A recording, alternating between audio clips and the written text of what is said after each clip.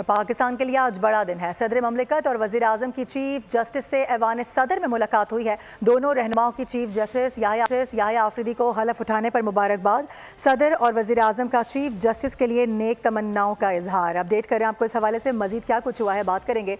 जुल्करनैन इकबाल हमें ज्वाइन कर रहे हैं। जुल्करनैन बताएगा, ये मुलाकातें हुई हैं, क्या डिटेल सामने आई हैं?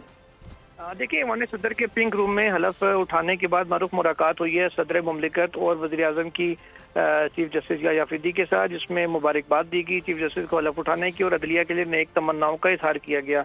इसके बाद chief justice Yahya Afridi supreme court of Pakistan पहुंच गए, जहां पर अदालती अमले ने उनका इस्तकबाल किया। इस्लामाबाद पुलिस के दस्ते ने उनको गार्ड ऑफ ऑनर भी पेश किया और अब उन्होंने बाज़ाब्ता तौर पर अपने चैम्बर में पहुंचकर अपना जो चार्ज है वो संभाल लिया है और बताया जा रहा है कि अब से कुछ ही देर के बाद वो अदालती अमले से अपना जो खिताब है वो करेंगे, जिसमें अमले को अपनी पॉलिसी भी देंगे और मुख्तलिफ जो डायरेक्शंस हैं वो भी अदालती अमले को और अफसरान को चीफ जस्टिस की जानिब से जारी की जाएंगी।